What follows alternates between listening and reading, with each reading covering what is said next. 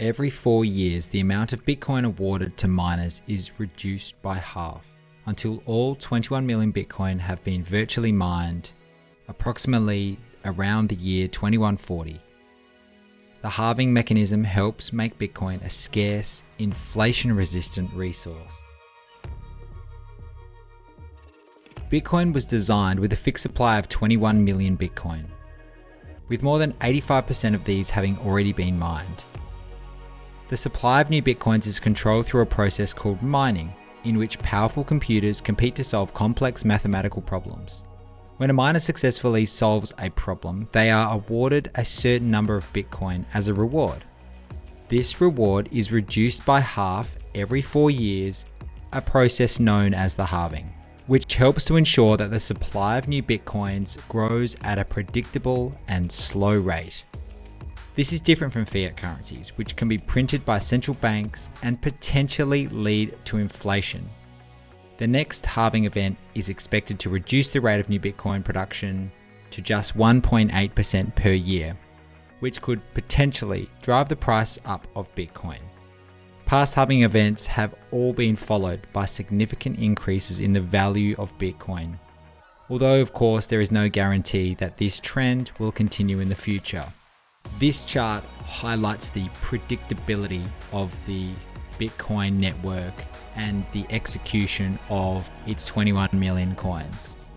The blue line represents the total number of Bitcoins released into the network, and the orange line represents the reward that is continually halved all the way up until the last Bitcoin is mined in approximately 2140.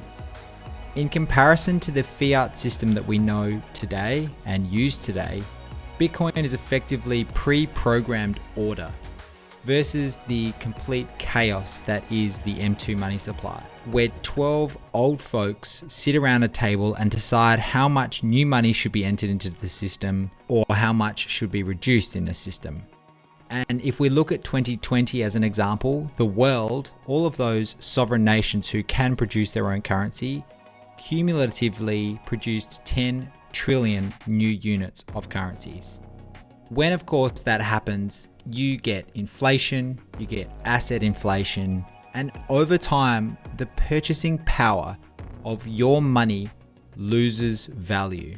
You can see here since Bitcoin's inception and measured against other asset classes like the S&P 500, real estate, gold, and of course cash, Bitcoin has absolutely dominated the other asset classes when measured in M2.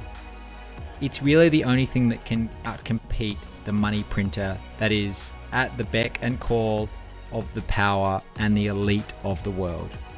The halving is much more special than people even consider it to be, and it creates some form of rhythm in the Bitcoin price and how the market tends to act. Whether that will continue throughout the future, no one knows.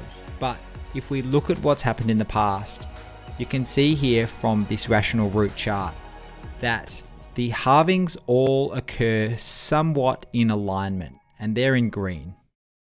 The all-time highs then also form of somewhat an alignment in blue, as do the all-time lows in red. If we look at that rhythm that the Bitcoin halving creates, we can see a pattern start to form over time.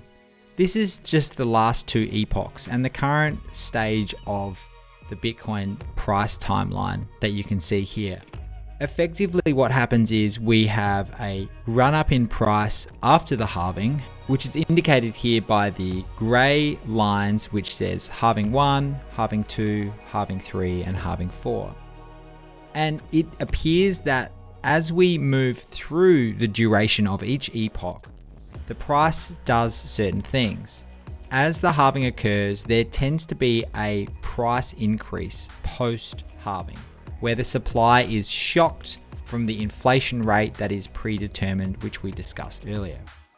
The best way to think about this is there is somewhat of a 1 to 2 year bull run, followed by a 1 year bear market, then a 1 year consolidation, where we try to find a footing and a place where the hodlers of last resort are happy to continue to build a position, and we work our way towards the next halving.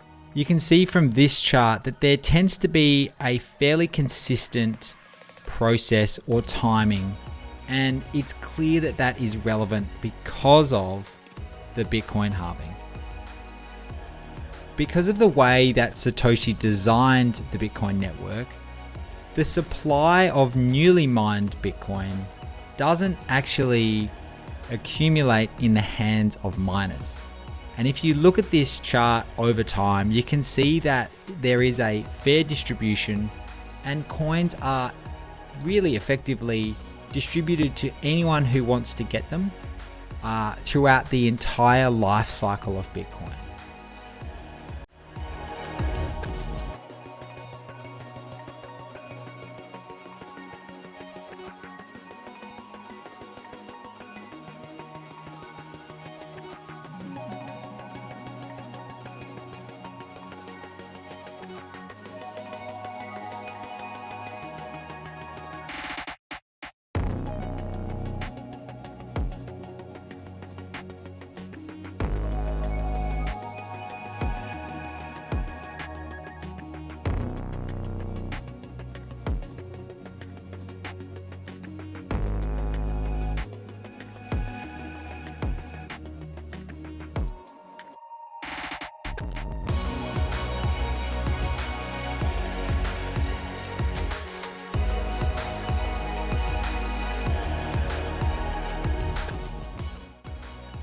It's an incredible feat that Bitcoin has allowed every person on the planet to effectively interact and transact value from peer to peer.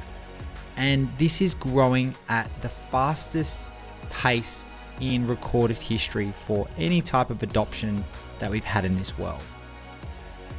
And as we move into the future and towards the next halving, estimated to be in 2024, the development and success of the Bitcoin network is only getting stronger.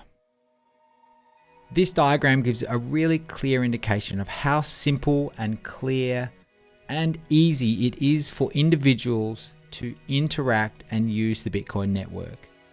It cuts out all of the issues, the third parties, all of the centralized factors, censorship, and anyone else trying to take a cut of your transaction. Bitcoin is simple and it works.